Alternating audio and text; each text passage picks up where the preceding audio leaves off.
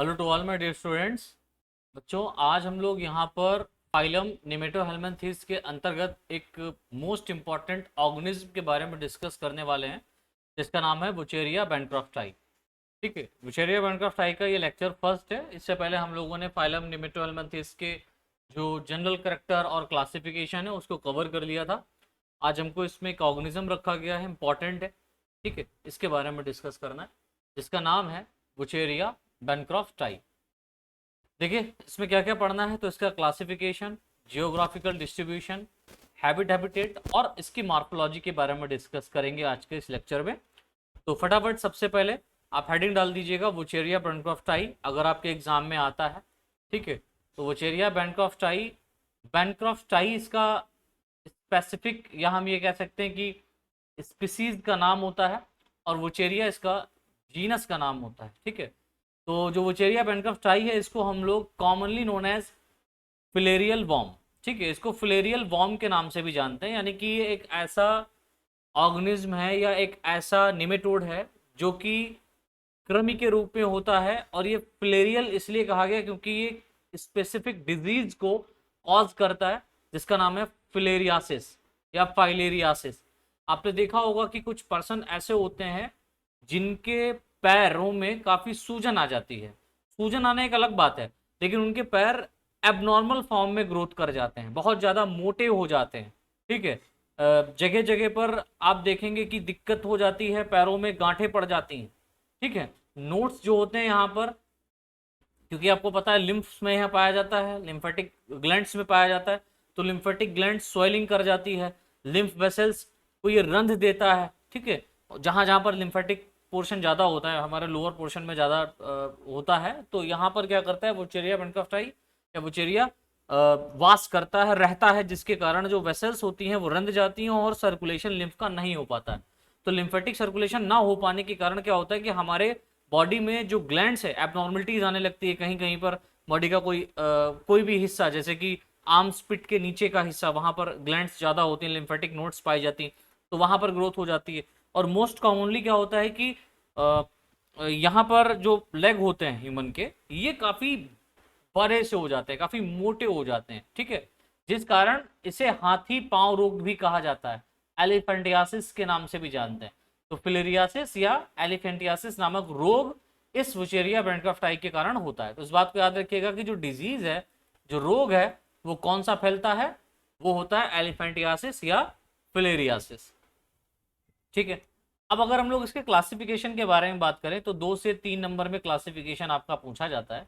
ये काफ़ी इंपॉर्टेंट है और इसको आपको याद ही करना पड़ेगा। तो सबसे पहले आपको याद रखना है कि इसका किंगडम क्या है, तो किंगडम डेफिनेटली एनिमलिया होता है। ठीक है, फाइलम इंपॉर्टेंट है, फाइलम निमेटोड्स होता है। ठीक है, या निमेटोहेल्मिन्थीस कह सकते हो या स्केलमेंथिस कह सकते हो, कुछ भी कह सकते हो। ठीक है, क्लास की बात करें तो क्लास इसकी फेजमीडिया है, क्योंकि क्लासिफिकेशन हमने देखा था तो फेजमीडिया के प्रेजेंट और एब्सेंट के आधार पर इसको 2 क्लासेस में क्लासिफाइड किया गया था, एक ए फेज मीडिया, दूसरा फेज मीडिया। तो फेज मीडिया इसका क्या हो गया, क्लास हो गया। ठीक है, अगर हम इसके ऑर्डर की बात करें तो ऑर्डर इसका है फिलेरियोइडी। फैमिली की बात करें तो फैमिली है फिलिरिडी, फिलेरिडी, डी ए ई लगता है यहाँ पर, ई ए। ठीक है, तो ऑर्डर में फिलेरियोइडी होता है और फैमिली में ए ई लगता है, लास्ट में जो इसका सफिक्स होता है ए ई लगता है, तो फिलेरिएडी। ठीक है, जीनस की बात करें तो जीनस इसका है वुचेरिया, और स्पीसीज कौन सी हमको पढ़ना है, तो स्पीसीज इसकी है बैनक्रॉफ्टाई। दोनों के नीचे अंडरलाइन लिखते समय करना बहुत आवश्यक है, एज वेल एज इसको इटैलिक शब्द में, इटैलिक वर्ड में, तिरछे तिरछे अक्षरों में लिखा जाता है। तो ये तो बात हो गई इसके किसकी, क्लासिफिकेशन की। अभी हमको इसका जियोग्राफिकल डिस्ट्रीब्यूशन देखना है कि इसका जो जियोग्राफिकल डिस्ट्रीब्यूशन है, ठीक है, वो क्या है, कहाँ कहाँ आपको ये अधिकतर मिलेगा। तो पहला पॉइंट देखिए लिखा हुआ है, या पोलार रीजन, दैट मीन्स ध्रुवीय प्रदेशों। ध्रुवीय प्रदेशों, पोलार रीजन कहने का मतलब क्या होता है, ठंडे इलाकों। ठीक है, ऐसे रीजन जहां पर ठंड पड़ती है, तो यहाँ पर ये नहीं पाया जाता है, या ध्रुवीय प्रदेशों में नहीं पाया जाता है। अधिकतर ये एशियंस रीजन्स में पाया जाता है। ठीक है, गर्म प्रदेशों में पाया जाता है, जैसे, या ज्यादातर गर्म प्रदेशों, फॉर एग्जांपल इंडिया, इंडिया में गर्मी होती है, चाइना, जापान, ब्राजील, ठीक है, अरेबियन कंट्रीज में अत्यधिक रूप से पाया जाता है। अरेबियन कंट्रीज एशियन कंट्रीज होती है, एशिया के अंतर्गत जो आती हैं एशियन कंट्रीज, इनमें बहुत बहुत ज़्यादा मात्रा में आपको ये फिलेरियल वॉर्म या फिलेरियल का जो है ना डिजीज देखने को मिलता है। नेक्स्ट पॉइंट देखिए लिखा हुआ है, बुचेरिया बैनक्रॉफ्टाई को सर्वप्रथम जोसेफ बैनक्रॉफ्टाई ने खोजा था। जोसेफ बैनक्रॉफ्टाई ने खोजा था। किसने खोजा था? जोसेफ बैनक्रॉफ्टाई ने, ठीक है। लेकिन नाम वुचेरिया या वुचेरिया बैनक्रॉफ्टाई ऑटो वुकर ने दिया था, ठीक है। किसने दिया था? ऑटो वुकर ने नाम दिया था। वुचेरिया बैनक्रॉफ्टाई ऑटो वुकर ने प्रपोज किया था। खोजा किसने था? जोसेफ बैनक्रॉफ्टाई। तो इस बात को याद रखिएगा कि जो जोसेफ बैनक्रॉफ्टाई हैं, ठीक है, इन्हीं के नाम से ही जो है ना नामकरण किया गया। इन्होंने इसको डिस्कवर किया था। क्या किया था? डिस्कवर्ड किया था। और नेम जो प्रपोज किया था वो किसने किया था? ऑटो वॉकर ने किया था। ऑटो वुकर ने किया था। तो इन्होंने खोजा तो इनका लास्ट नाम बैनक्रॉफ्टाई ले लिया, ठीक है। और ऑटो वुकर ने खोजा तो इसलिए इसका नाम वोकेरिया रख दिया। जब वोकेरिया रख दिया तो वोकेरिया बैनक्रॉफ्टाई इन्होंने नेम दिया था, ठीक है। ऑटो वुकर ने नेम दिया था, जोसेफ बैनक्रॉफ्टाई ने इसको खोजा था। तो अब जिसने खोजा है उसका भी तो भाई नाम देना पड़ेगा। अगर नहीं देंगे तो वो नाराज हो जाएगा। वो तो नहीं रहे लेकिन उनकी आत्मा नाराज हो जाएगी, वो भी परेशान करती है ऑटो वुकर को। तो क्या किया गया कि ऑटो वुकर ने यहाँ पर उनके नाम को भी अरेंज कर दिया, जिससे कि भाई ये पता रहे कि हाँ भाई आप भी कहीं नहीं गए, ठीक है। ये तो मजाक था, खैर, लेकिन ये थोड़ा सा इज्जत देने वाली बात है। नेक्स्ट देखिए, यहाँ पर हमको इसका देखना हैबिटेट इंपॉर्टेंट है, ठीक है। इसका आवास और वासस्थान क्या है भाई? तो पहला पॉइंट देखिए लिखा हुआ है, फिलेरियल वॉर्म या फाइलेरिया वॉर्म ह्यूमन ब्लड व लिम्फ के अंदर पैरासाइट के फॉर्म में पाया जाता है। पहली बात आपको याद रखना है कि ह्यूमन ब्लड और लिम्फ, अधिकतर लिम्फ, ठीक है, अधिकतर लिम्फ में ये आपका मिलता है, ठीक है। तो फिलेरिया वॉर्म ह्यूमन ब्लड व लिम्फ के अंदर पैरासाइट के रूप में, किस रूप में? पैरासाइट, परजीवी के रूप में पाया जाता है, जो कि ह्यूमन बॉडी में पाए जाने वाले मोस्ट हार्मफुल पैरासाइट में से एक है। भाई हमारे बॉडी के अंदर और भी पैरासाइट पाए जाते हैं, ठीक है।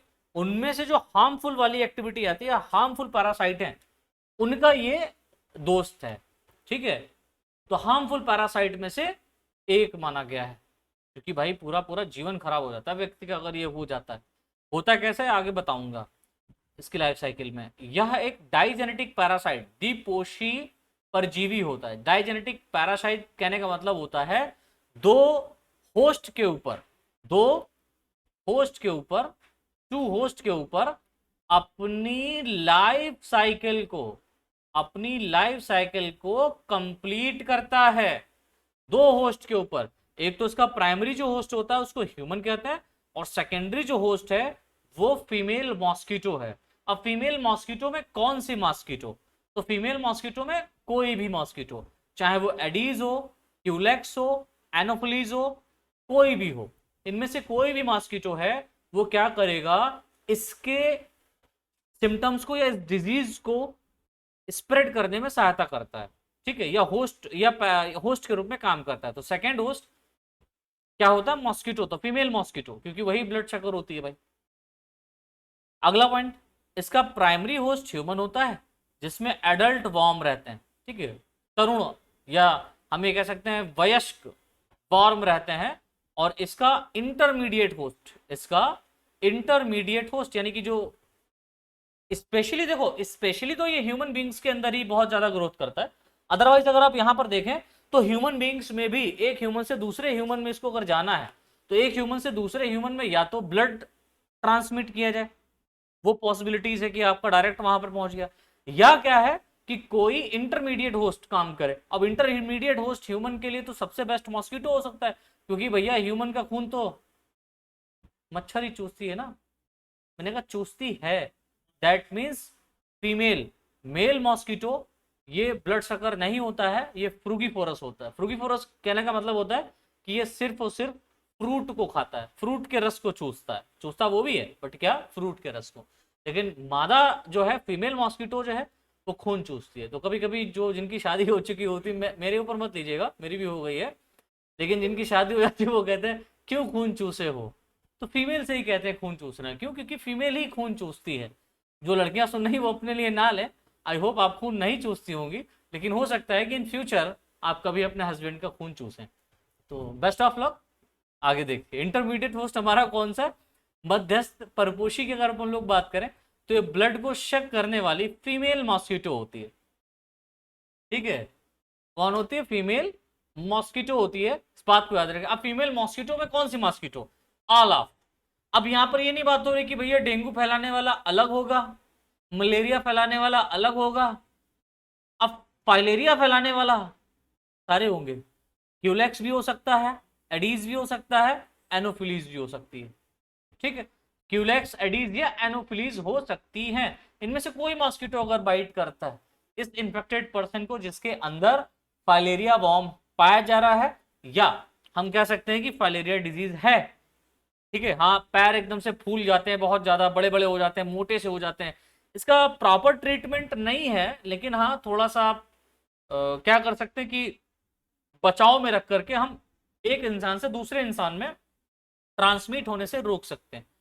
कहीं पर अगर फाइलेरियल वॉर्म का या फिलेरिया से फिलेरियल डिजीज पर्सन पाया जा रहा है तो उस पर्सन को अपने घर पे ना बुलाएं, पहली बात, उसके घर पे ना जाए, दूसरी बात उसके आसपास इलाके में ना जाए, क्योंकि उसके आसपास इलाके में अगर उस मच्छर ने, किसी मच्छर ने इसको काटा होगा तो जाहिर सी बात है आसपास फैल सकता है।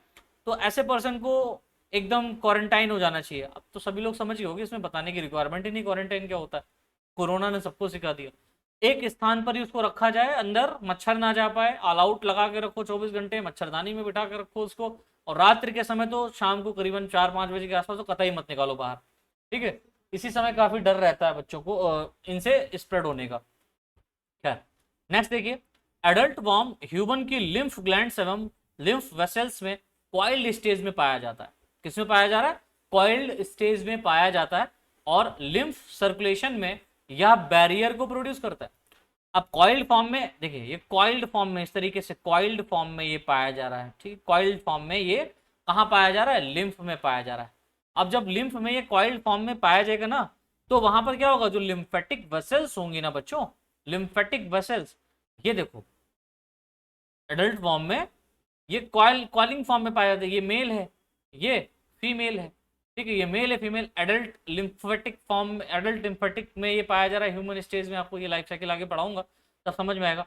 तो कॉलिंग फॉर्म में ये पाया जा रहा है, कॉइल्ड फॉर्म में पाया जाता है, जिससे क्या होता है कि बैरियर को ये प्रोड्यूस करता है। बैरियर कहने का मतलब क्या होता है कि रोकना, बैरियर मीन्स रोकना, अवरोध करना।